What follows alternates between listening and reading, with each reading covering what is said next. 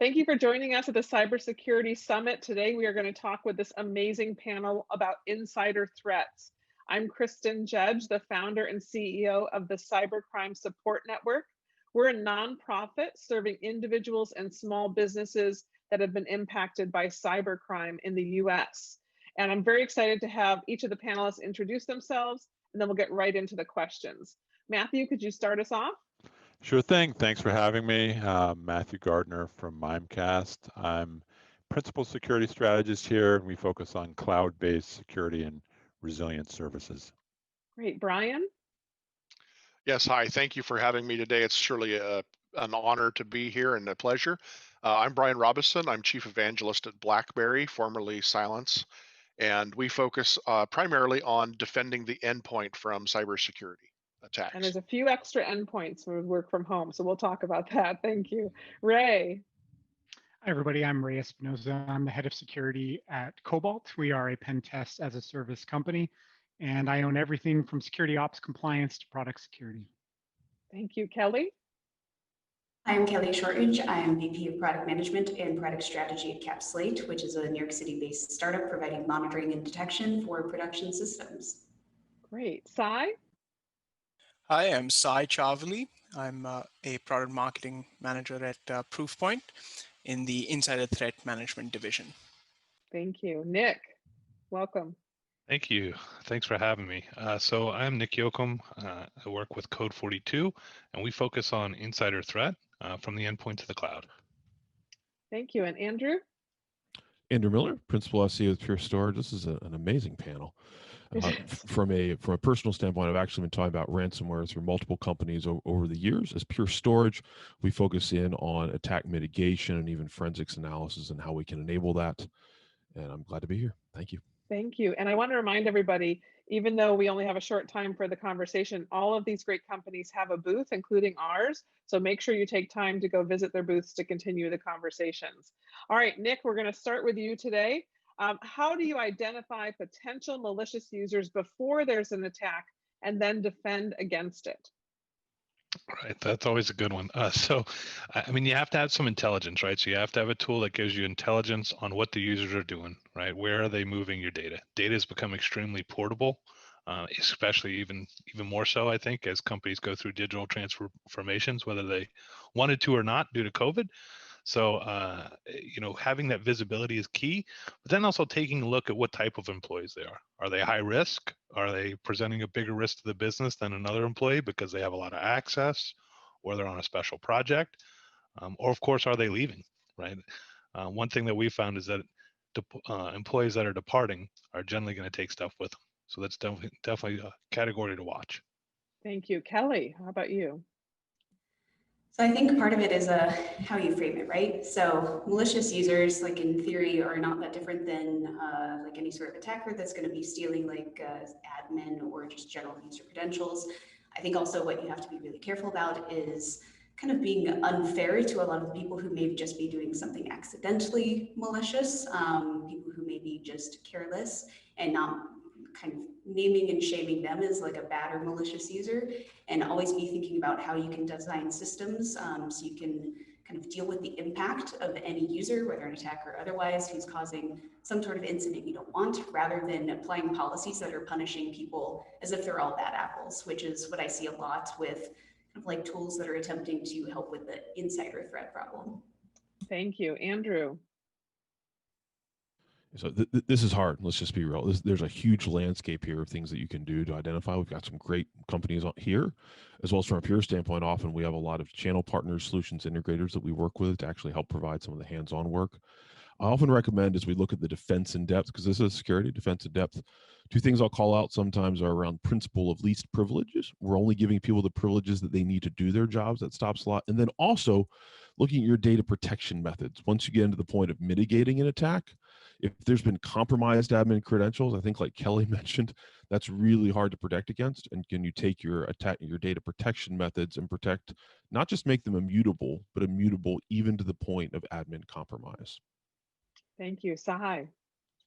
I like to do things. The first one is a lot of companies actually come to us before they have a program and a policy, or at least an initiative in place. And that's where we see actually all of the technologies, whatever technology you may use, just fail. And so the first part is, even if you don't have a team, to have an initiative that at least a person is heading up to kind of give a sense of strategy in place. The second one, kind of going off what Kelly said, I think in terms of when we think about it from a solution perspective, a big portion of trying to identify what is happening is context. We have a lot of tools in most companies. The hard part is stitching together the story of what's happening, or before a big incident happens, kind of getting that context to the security team. Thank you. Brian, this next question is for you. We'll start. How do you detect the malicious threats once they've occurred, and what do you do to mitigate the damage they cause? Well, thanks, Kristin. I think that that's a very interesting point, because I think if it's a threat that's already occurred, it's no longer really a threat, right? I think we're looking now possibly at a potential breach or a situation that's actually, we're already too far down the case, and we're actually too far in deep. And in a lot of cases, for a lot of these things, if we just simply focused on actually mechanisms to prevent a lot of these threats in the first place, that we were dealing with a much smaller group of things that might bypass those things. So if you're looking at a post-breach scenario, you're looking mostly at behavior of the user, the processes, the networks, the communications, the different components that are happening. And there's a lot of tools that are out there today that can help a security team catalog and organize these things. The main problem is that in a post-breach situation, you're really in the house is on fire, you got to call the fire department, and you're trying to deal with a situation that is a pretty drastic detect and respond scenario rather than a prevention scenario. You could have prevented it in the first place. And there's, right now, there really isn't a way for humans to keep up with the amount of data coming at them, even if there's tools that can help focus and narrow you to a specific area. And that's where you need tools that can actually do a lot of automated response. And that's where we get into using things like AI and machine learning to take, a good chunk of those really easy identifiable things out, so that the humans are really focusing only on what's left after that.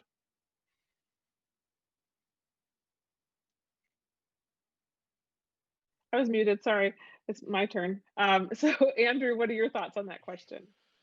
So I think we're all going to look at different facets here. So I think to Brian's point, once the threat has occurred, people are in environment. Something that I'll see often is you can look at data change rates. For instance, as Pure, we have like data reduction on our storage rates. Sometimes you get no data reduction once the storage starts to get encrypted. The data starts to get encrypted. That could apply on multiple products though too.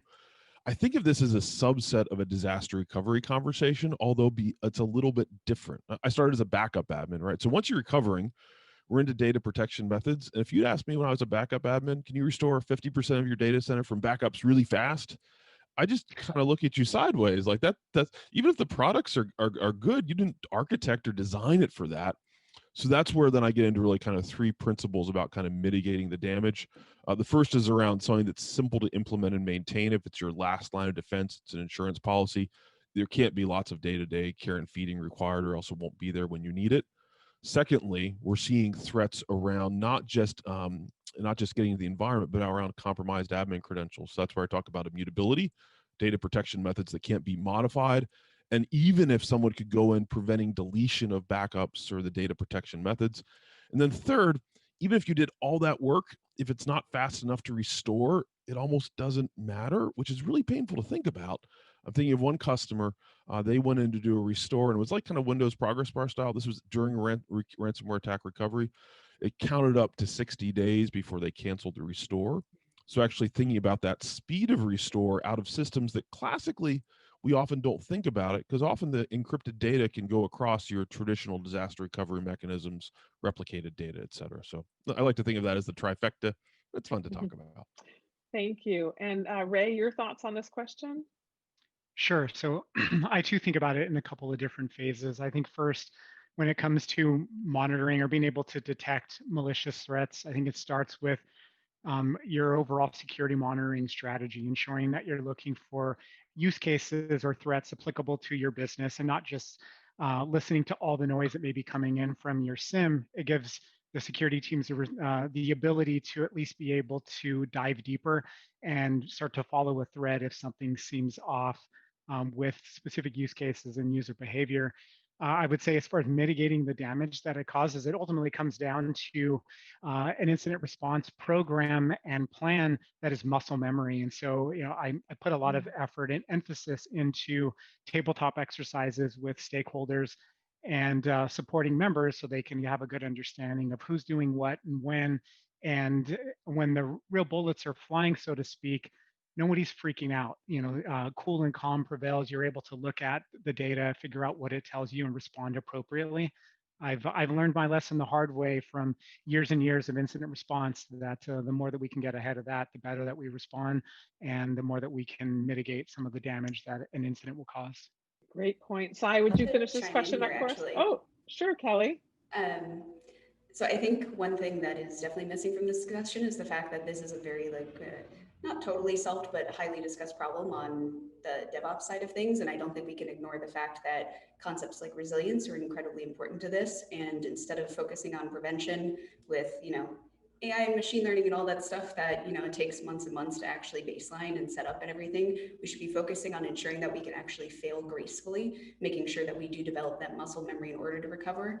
And until we adopt metrics like, for example, time to restore that we see on the DevOps side, and we have security incident response teams actually partnering with ops incident response teams, I think we're going to continue to kind of go down these failed strategies of prevent all the things rather than focusing on, okay, how can we most quickly restore what we need to restore after the fact.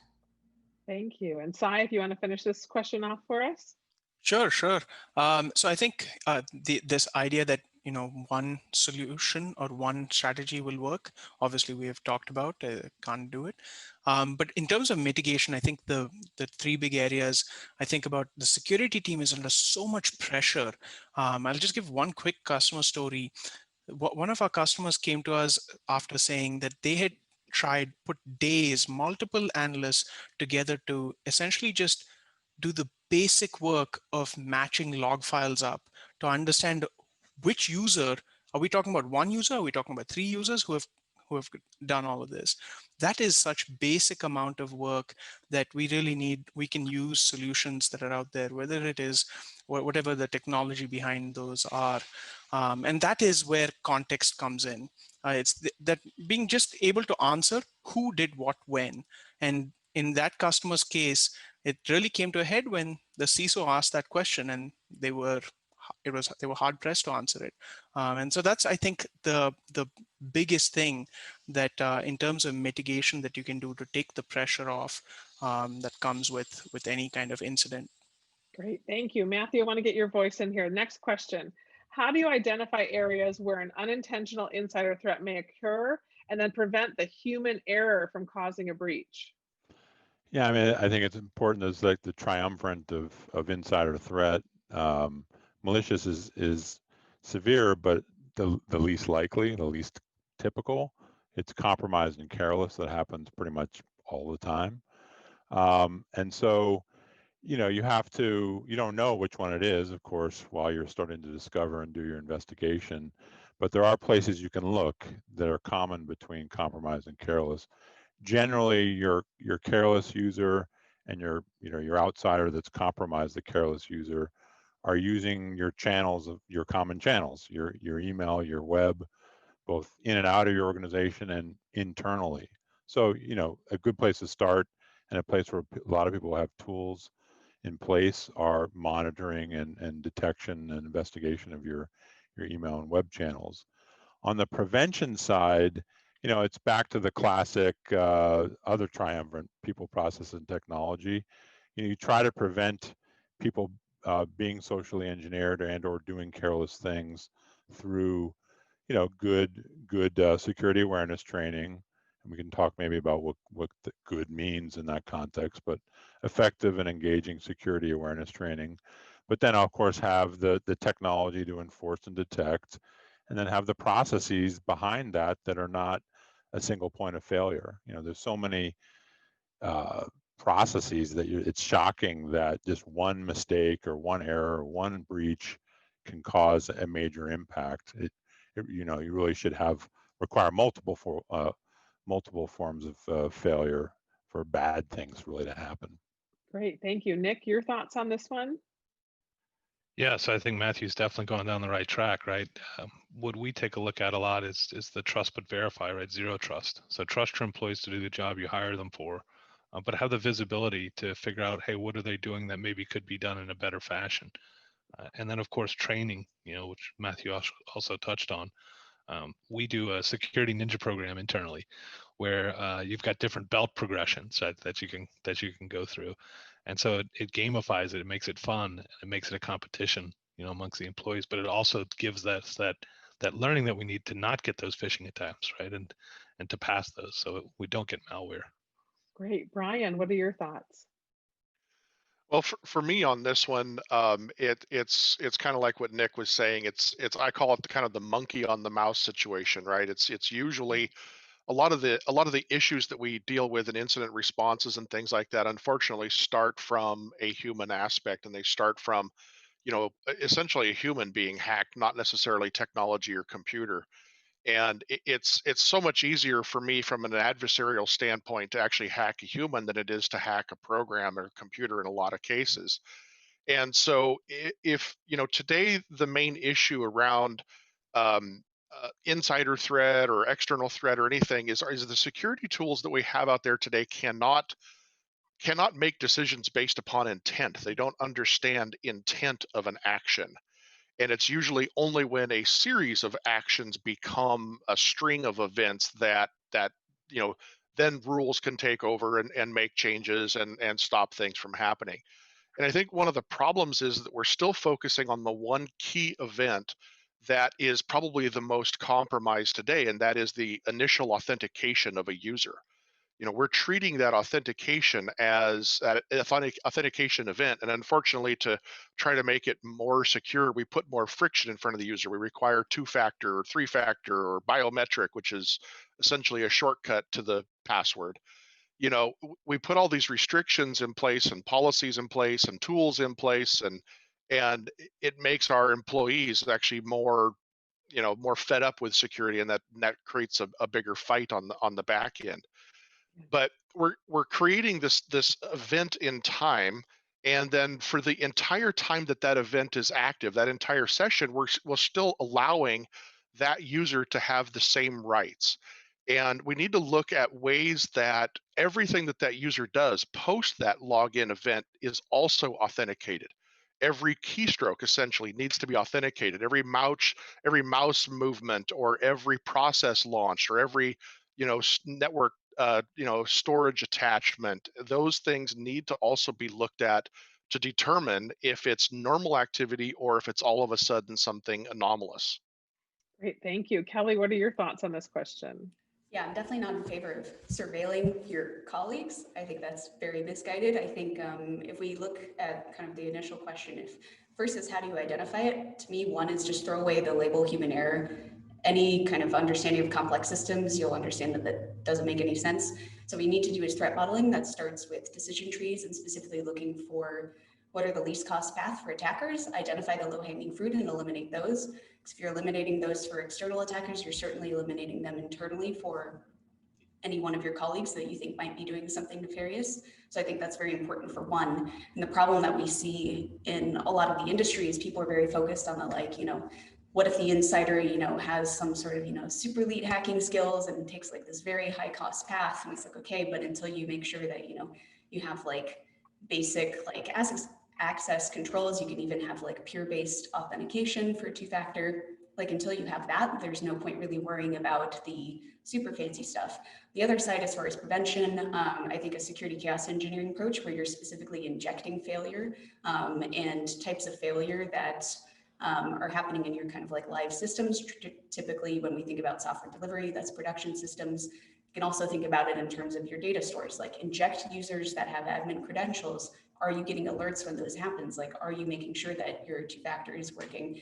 So I think until we actually have failure-based testing, we won't actually be able to prevent. And I think it's just, again, kind of basic understanding of complex systems. There's no way you can possibly eliminate all sources of failure. So instead, it has to be about our ability to respond and be comfortable with failure.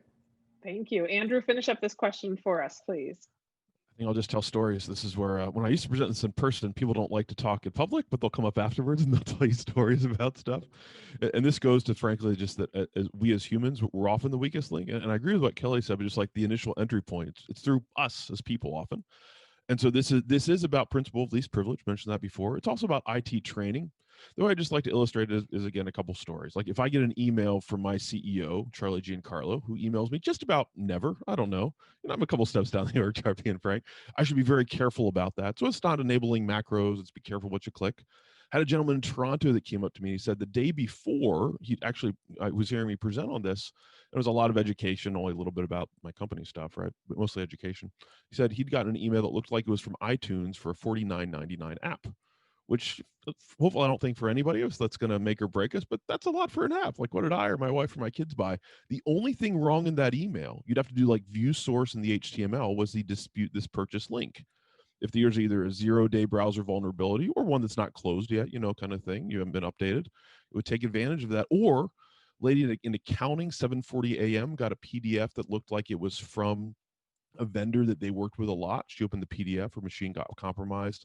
The last one I've got to anonymize a little bit, but if you think about it, I've got children. All of us, I think, on the call have children or significant others or relationships, right, kind of thing. If you get an email that talks about a security event at a sporting event or a school, this is where our primal brains kick in. We're not thinking, is this like ransomware or some other kind of attack? It's like, what is happening to my loved ones? I need to click that link to find out what's going on. That's why it's worth focusing on this layer. It's always going to be very hard to close it, though. And it's also important to maybe explain to people that they should not be saying everything about their kids and their family and the school they go to and the name of their soccer team. And let's not overshare, right? Okay, let's go on to the next question. Ray, we're going to bring you in on this one first. What more can be done to raise the bar on the level of knowledge that employees should have about safe online behavior, as I was just mentioning, like not oversharing? I think it starts with recognizing that not all folks learn the same way, and security awareness has to be more than just something that's done every October or done during the new hire process. Here at Cobalt, we've built a mechanism for security awareness where every 2 weeks we hold a security office hours where we include a lightning talk and we enable folks to ask questions, any question. We normalize the fact that there is no question that is dumb, too basic, too little. You make it easy for folks to be able to engage and validate some of their assumptions. And then we also provide a quarterly deep dive to raise their overall level of, well, those concepts that you learned in new hire training or that we talked about in the lightning talk, how was that actually used during a breach? And it enables to, for some of these folks to be able to connect the dots between some of the vulnerability and the issue, and then what they can actually do, and instill a sense of ownership and accountability that they're a component of the security organization here at the company, and it's their responsibility to report and as they find things that they feel off, weird, or different, and make it easy to do so without ever being judged, and rewarding some of that behavior publicly. So when somebody comes and reports something, oh, I think this is bad, this feels weird, they bring it to security team. Well, it didn't turn out to be anything, but we absolutely, this is what we want. We want to make sure that folks feel comfortable coming to us. We're going to take your thoughts, questions, concerns seriously, and it leads to more and more engagement because of that. But we really have to lean in with education from a bunch of different angles, and then ask for some of their buy-in as well. I know I'm taking some good notes to bring back to my company. Thank you. Sai, what are your thoughts on this? Yeah, I'll pick up from where Ray was talking about, the security team. I think the other thing that the security team can do, especially when we're thinking about, one of the biggest threats with insider threats or the biggest areas that, that you're worried about is data exfiltration and sensitive data, is really making sure that there is some real-time feedback to the user, because we find that especially in this work from home environment, we're working with sometimes new technologies where we have new workflows. So we may make a mistake by sending it out in the wrong fashion, or not encrypting the file before sending it out. And so that real-time feedback to the user is something that the security team can really make sure to set up, because often we think about all of the insider threat policy training as a one-time, part of the compliance training that you have once a year. So that's all I'll add in this area. Thank you. Thank you. And Matthew, what are your thoughts here? Picking up a little bit on what Ray said, I think a well-educated, aware, and engaged employee and staff can be a really great early warning system if you have a way of having them warn you. I mean, I think back a little bit to 20 years when I joined the security industry. This was not even really a topic. Security awareness training wasn't a thing. So the good news is it's very prevalent. Security awareness training programs are extremely prevalent. The bad news is most of them you need to issue a hockey helmet with, because people will hit their heads on the table because it's so boring and they're just excruciating. So I mean, I think you need to pivot to, people, what, how to get engaged content, right? Instagram, YouTube, gamification, making it fun, making it brief, making it easy to consume. All those things should be distilled into a security awareness training, and maybe 3 to 5 minutes a month that's very topical and very focused and engaging we think can really move the needle. Great point. Kelly, finish up this question for us. Yeah, I think this is largely ignoring a lot of the lessons of history. Again, it's just complex systems. Like if you look at healthcare, aviation, a bunch of different industries, they learned a long time ago that you can't possibly expect to control user behavior. And there's this concept of the sharp end and the blunt end. So most of InfoSec sits at the blunt end. They come up with the policies, procedures, they implement the tools. The sharp end are the actual operators. Think about your colleagues, the ones we're talking about making mistakes or otherwise being malicious. Blame, at least historically in those industries, was often at the sharp end because that's where we see the failure happening. But most of the root cause of failure is actually at the blunt end. So to me, if someone clicks on a link and their machine gets compromised and that leads to an issue for the company, that's a security strategy failure. That's not the human failing. The human was just trying to get their job done. And why on earth are we calling a human, your colleagues, trying to get their job done a failure?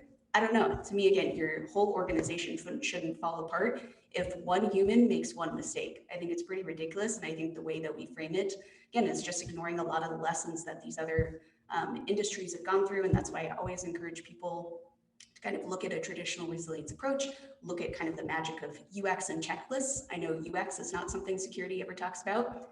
Then we wonder why we see human error. Makes you think, right? Great point. Yeah, I love your perspective. Nick, I'm going to have, Andrew, you want to jump in? I just want to add in one quick tip, and this is just kind of free for everyone out there. One of the things I'll often recommend to people is if you have an interest in a certain area here, often I'll tell people for it to be ransomware, go to Google, make a saved Google search, set it to ransomware or whatever other term you're interested in here. I'm betting a lot of folks on this call, you're actually listening to this because you care about this topic. And don't set it to email you every time there's a new hit. Set it to at least daily, because like for ransomware, I'll get an email every morning, and I can't read everything in there. I'll usually cherry pick a couple, and frankly, that's just how you keep up to date with this stuff and start to dive deeper and deeper with some curiosity. And that's an easy tool, an easy way to do that. Great point. Nick, I want to take this next question to you. So we talked a lot about the importance of an insider threat program here. How would you suggest that someone starts one if they don't already have one in place? So I think it starts from the top down. You have to have it as an initiative coming down from the top. And I think an important part of that is for the CISO to get out of their kind of walled off environment and really sit down and learn what the business is doing and why the business is going to a collaboration focused culture. And then after that, you need people, process, and tools behind it. You have to have a strong relationship with HR and legal. You have to have a strong AUP in place. You've got to have a good process if something does get out. How do you fix it, right? How do you remediate that? So one thing that we always recommend is, hey, have a form that they can sign, a cease and desist. So when you do have those breaches, to be able to attack that. And then so just wrapping that up, you really have to have all the departments talking to each other. Everybody has to be on the same board and same playing field. Yeah, you're not going to do this alone as a security team for sure. Right. Brian, I have a question for you. You talked a little bit about authentication. I want to ask you, do we continually need to add more factors to keep us secure? What are your thoughts on that? That's a good question. I think that comes down to the fact of, it seems like in the past, our model of trying to make things more secure is to either add policy and or, gateways in place. And so, rather than, and I've heard, lots of comments about, we need to be, as security professionals, we need to be more engaged with our businesses and helping them move forward rather than, restricting them and stopping them from doing things. Because the more restrictions we put in front of folks, the more they're going to work around those to just get their job done. And so we need to look at ways we can be part of the business and help it grow. And that, again, putting more restrictions in front of things, whether it's factors or keys or fobs or whatever we have, I mean, they're just kind of workarounds around, kind of the core problem, which is that one-time event and session longevity type issues. So I don't think it's a very good way of making things more secure. It does create more friction with your users, and that means that security is still just the no people, right? And we need to be more of the yes people rather than the no people. And to do that, we need to be partners with our businesses and not against them. Yeah, definitely want to include the business folks when you're making decisions so they understand what's coming. I just had that talk with my IT team. All right, so Ray, this question's for you. When the training's over and teams go back to deadlines and targets, how do you make sure what you taught them in your security awareness program stays top of mind among their priorities? I think this fits a bit with having multiple outlets to reach your users and again, make it safe for them to engage.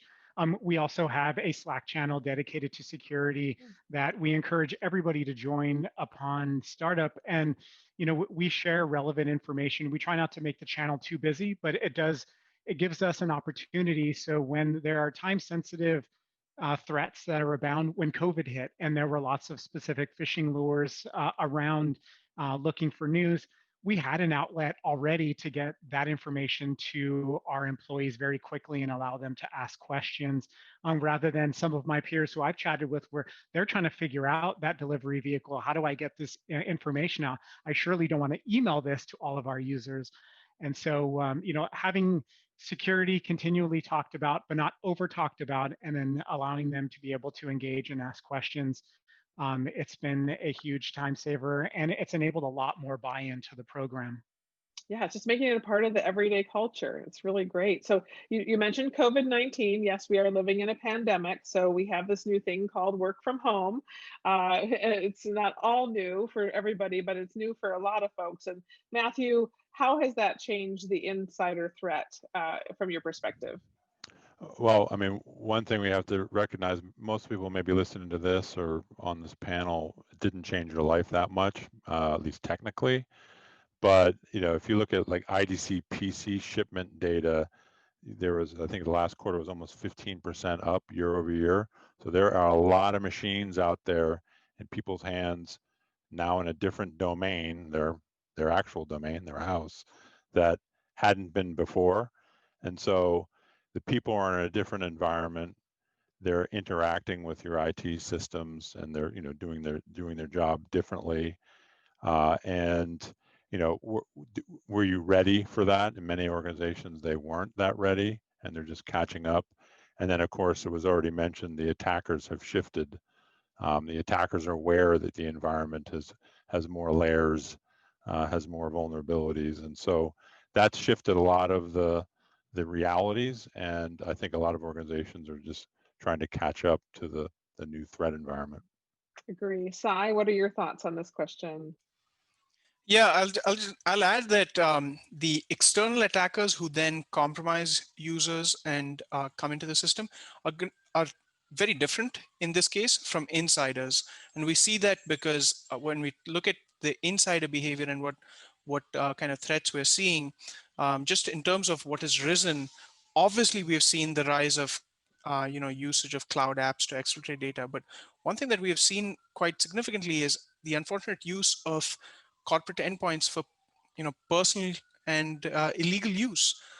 We understand that obviously you will use it with your kids and such, but for illegal use, I thought 2020 we wouldn't be doing that, and we'd be a bit more intelligent.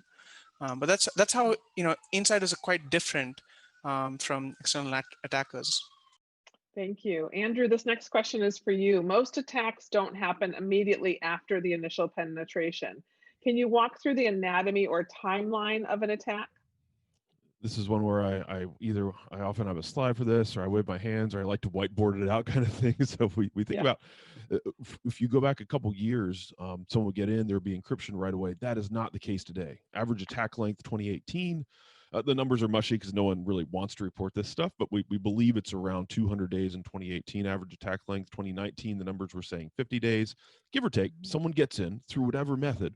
What they're actually doing is basically doing the equivalent of kind of a network and application discovery. If you've ever done a data center migration, you figure out dependencies and all this stuff. That's almost what they're doing, so that they can basically pivot between as many systems as possible, eventually, hopefully, getting to the holy grail of admin credentials, Windows Active Directory, et cetera, kind of thing. Right before they start the encryption, though, what we're seeing now, especially, this was theoretical a couple years ago, but now we're seeing it, is on kind of T-1 or T-2 before the encryption starts. They'll actually go and attack the data protection methods. This is attack backup servers, try and destroy snapshots on storage arrays, maybe even the backup targets. Then they kick off the encryption. Most often, Sunday morning-ish, somewhere on the weekend, people are on pager duty. We're not at our best on the weekends, or we are at our best, but at other things and paying attention to our systems, kind of thing. And then now we're in the point where we are now scrambling. I think it was Ray, that now this is where if we haven't planned out what we're going to do ahead of time, this is some of the worst time that we are now having to do something very unusual, bring back large amounts of data from systems that classically haven't been designed for it. So that's usually what I walk through to help emphasize. It's not just they get in and they penetrate. There's this long discovery process, and then trying to actually break the methods of protection, so to make it more likely that you're going to have to pay the ransom. Kelly, you've been hinting at this a little bit in the way you're approaching the human error and how that's a problematic label. Can you expand on that a little bit for us? I would love nothing more. So the economics literature really over the past maybe 40 years, we've fully done away with the idea that humans, are perfectly rational, right? There's been tons of Nobel Prizes awarded around this. It's the field of behavioral economics. What's interesting though is most security strategies are architected assuming that humans are actually rational, and vendors are part of that as well, supporting kind of the shared delusion, that we can punish the humans when they deviate from this kind of like rational behavior we're expecting. Though this rational behavior, again, is very subjective, in fact, because it's security people assuming that the most secure behavior is actually the rationally best behavior, which isn't necessarily, right? You think about like an organization needs to make money. The salesperson downloads an executable to run Zoom because there's, a 7-figure deal on the line. Does that really make them irrational? In some ways, you can view that as by far and away like the best option for them to do, given their goals and constraints. So I think there's a classic quote actually from a text called Behind Human Error, which I would recommend for everyone, where Woods and his colleagues said, we can blame and punish under whatever labels are in fashion, but that will not change the lawful factors that govern human performance, nor will it make the sun go round the earth. And to me, that's what a lot of the human error label is trying to force brains to act in a way that they fundamentally just don't. So a lot of security strategy is basically fighting against nature. And it's really convenient, from a kind of CYA perspective for the security team to be like, oh, it's just these, our employees, my colleagues, like they just don't understand security stuff. But ultimately, again, like, do you have a security architecture? Do you have a security strategy that actually accepts that, okay, humans are going to do like what we perceive as dumb things sometimes, and we need to be able to recover from that gracefully. Let's look at that very often. Yeah, let's look at the psychology of it. Great point. Thank you for bringing that up. Do you mind if I had a quick story in there? Sure. So this is literally just reading recently about the design of the B-17 Flying Fortress during World War II. They were having a lot of problems with crashes. And when they dug down into it, there's some long articles you can find on Wired or other spots. Basically, the shape of the controls for the landing gear and the flaps were the identical shape. So the pilot, in a stressful moment, they're landing, reaches, and by feel, instead of reaching for the landing gear, hits the flaps, they accelerate. That's a crash landing kind of thing. So there's some really interesting thing from kind of human design and adjusting design for humans. Yeah, Exactly. And that's actually when I've expanded on human error in a keynote I gave, I referenced that example. And to my point, aviation, healthcare, these other industries, that's World War II. And think about where we are now in security, and we're still talking about user education. Makes you think, right? Yeah. Wow. Great point. That's definitely making me think. Brian, can I ask you? I have so many friends who ask me this question all the time. Are we ever really going to get rid of the password? Save us from the password, Brian. Yeah, that's a tough thing, but I really want to just comment really quickly on what Kelly was just saying. It's a fantastic concept, and we do keep trying to focus on education, and like everybody else has said too, we go through our annual training, and all of a sudden everything looks really good for about 2 weeks, and then the reports start to fall off again. So we can, and I spend a lot of my time out educating people on the mindset of the adversaries, especially, how do they do the social engineering and things like that. But again, it's we really start to have to look at different tools and technology that can help us identify intent versus just right or wrong, or like Kelly says, don't penalize the user because they did something that made perfect sense to them. We need a system that can adapt to that and understand that there are going to be mistakes made, and how do you deal with it when they are, instead of trying to penalize every mistake or something like that. Passwords are it's one of these things, again, that's 40-year-old or more type of technology that is in the way of a lot of moving forward. And again, it's focusing on those as a one-time event is essentially kind of a mistake in this new era of, if we're trying to develop a model of intent post the authentication, we need to be able to identify and understand what that looks like post that authentication event. So whether we're going to get rid of passwords, I don't know, is the question, but putting more friction in front of them or behind them definitely is not the best path forward. We need to identify what that person or what that process or network is doing after that authentication has taken place. Matthew, next question is to you. What about after a security incident has happened? How should people handle it, in your opinion? They should initiate the bat phone, basically, the IR plan. And if they don't have an IR plan, they should start putting it together immediately, because you don't want to be putting it together, of course, at the time, because then it's chaos. But I think you can think about, from the insider threat frame, you compromise, careless, and malicious. There should be essentially decision points as you're trying to figure out which one of those three it is, if it is any of those three in the particular incident.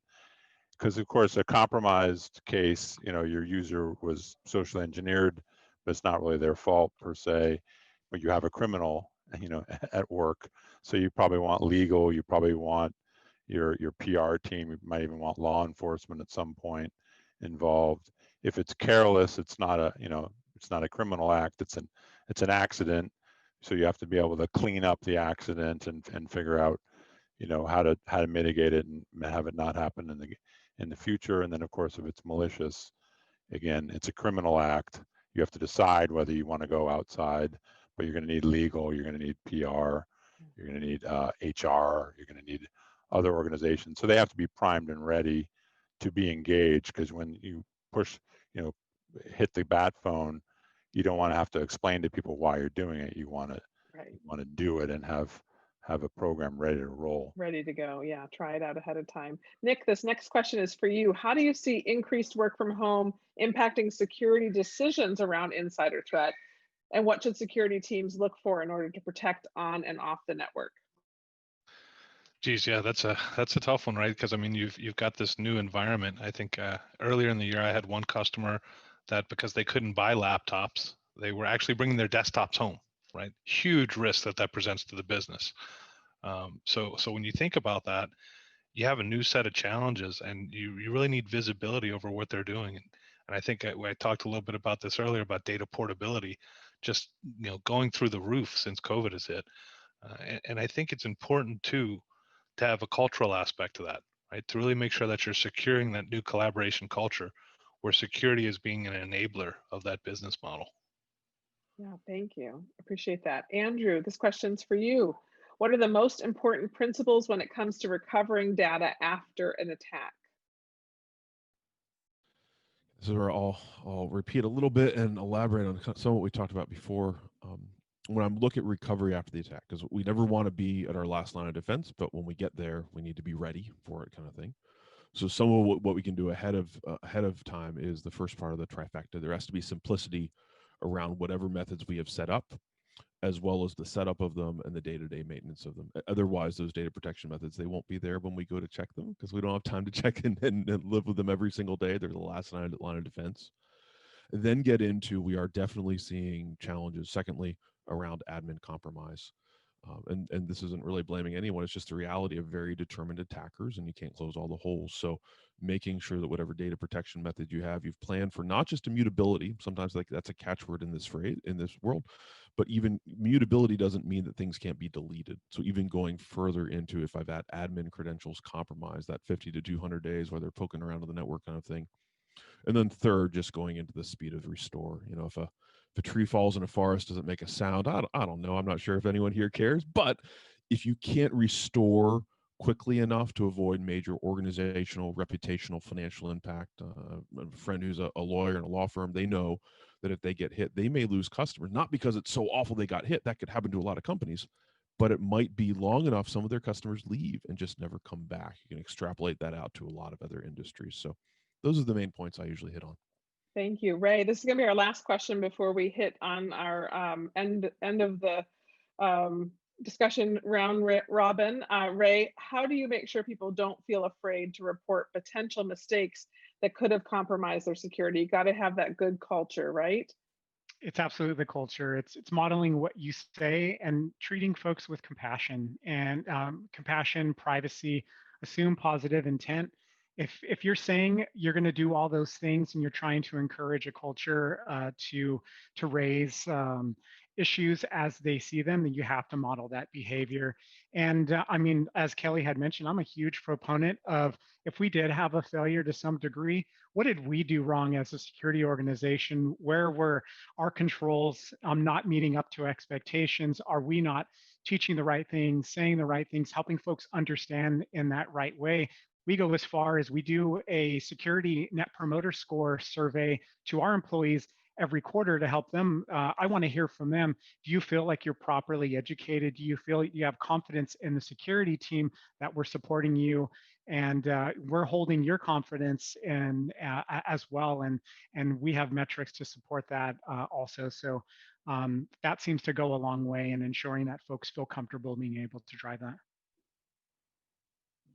Thank you. Since that was so quick, I'm going to get one more question in about AI. Brian, how can AI and machine learning help us solve some of these problems? Well, in a lot of cases, what we're going to be using AI and machine learning to do is to help us so that we can get out of necessarily the black and white rule decision making kind of on the back end. We can create a lot deeper understanding of a vast amount of data, more than humans can understand, and we can actually use that. We can use data science to essentially sift through that at a rate faster than what humans can adapt, and so we can respond quicker to the vast majority of events. And that way, as security people, we can remain focused on and looking for some very specific things that are out of the norm versus a lot of the noise that can be utilized. So it's not a panacea like a lot of vendors keep thinking it is, or it's not necessarily the next marketing buzzword, but it really is a force multiplier to the security teams. It allows them to focus on what's important rather than a lot of the noise. Thank you. What a fantastic panel. I want to remind everybody who's listening that each of us have a booth that you can go and visit if you want to continue the conversation and learn some more. I want to have each of the guests now give us their parting thoughts on insider threats. What would you like to leave the audience with? And we'll start with Cy. Yeah, thanks. So I'd like to just finish off on the empathy that is required for a security team in the enterprise world. Unfortunately, they don't get to choose the environment that they come into, and they do have a varied environment, even in this COVID world. And so I think the biggest thing that from an insider threat perspective that's important for them is visibility, the information that they can be at the tips of their hands rather than, so their fingers, rather than having to do all the manual work to match logs and understand what's actually happening. At the end of the day, the context to know who did what when is what will make their lives much easier, at least in the short to medium term. Thank you, Nick. So it's all about the collaboration culture, right? And securing that. And our CEO and CISO actually just wrote a book called Inside Jobs. And it goes into some great detail on how to do that and how to accomplish that while being an enabler to the business, right? Which is the biggest investment that you've made is your people. So if you guys want to check it out, come by the booth and I'm sure we can get you a copy. Thank you, Andrew. The main thing that I'll talk about is just at an overall level, business, IT organizations, businesses, there's so many problems and projects to deal with and initiatives. And so prioritization is hard. This is an area where unfortunately there are all the incentives from an economic standpoint, from a financial standpoint, where this is a threat is not going to go away. And it's one of the ones that's worth pushing to the top of your priority list and focusing on, because unfortunately, I think it's only going to continue to get worse. And we're going to have to keep investing as companies and as industries and vendors around it. Thank you. Kelly? There are two things I'd like us to take away. First is that when we talk about insider threat, you need to say like colleague threat, because you need to remember, like speaking of empathy, that these are your colleagues that you're talking about. So the second thing is definitely it is worth your time to explore a resilience approach, or at least understand kind of like the basics of complex systems, because it's really going to change the way you think about this problem. Also, security chaos engineering, as a shout out, I co-authored a report that's going to be published through O'Reilly this month on the topic. But when you start to understand that, you'll understand that systems or parts of different components, there is never one factor at fault. In any failure, it is never just one thing. And if you think it's just one thing, and especially if you think it's just one human, you're probably wrong. Thank you for that perspective, Ray. Sure, I would say listen to your users. I mean, threat modeling, risk assessments can only go so far. They're front lines in a lot of the tools, the processes that are used at the company. Get good insight from them on how you can get better at monitoring and realize that an insider threat is a confirmed malicious threat, and you need evidence to be able to prove that, to continue to move through that. But listening to your users to close those gaps, I think, is huge. And Brian? Yeah, I think to me, I think if we learn to accept and adapt, like Kelly says, we need to penalize people for doing something that's actually quite reasonable and trying to get to the end goal. A threat of termination creates fear in our people and our employees and even myself. And scared people don't react very well. And so, like as Ray said, we need to create a culture of openness with security. Reward people or congratulate them for coming forward to us with things that they see. They don't need to be scared of security. They need to be open with us and create that partnership with them, because if they feel involved in that process, they feel like they're part of the solution rather than just trying to solve some sort of policy or stay within some arbitrary lines, they're going to feel more invested and they'll feel appreciated and they'll actually perform a lot better. Yeah, nice words. Thank you. And Matthew, your last thoughts here? I guess 3 areas that I give advice for security programs in general, and also it does relate to the insider challenge, is social engineering. If you could nail that down better, like mitigate it through both technology and your people, that would move the needle. It's often via email, but it's not always. It could be phishing, for example. If you could nail down your patching, your vulnerability scanning and patching program, you become much less vulnerable to malware and other remote access by malicious actors. And then third, the one that I find most unusual that you have to recommend a lot is fix the incidents after they occur, so they don't occur again. It's amazing how many organizations fall prey to the same incident down the road that they, that they didn't completely fix after discovering it the first or the previous times. Well, wonderful. Thank you so much, Cybersecurity Summit, for bringing together this expert panel. Thank you to the audience. I hope you'll visit our booths, and we'll see you next time.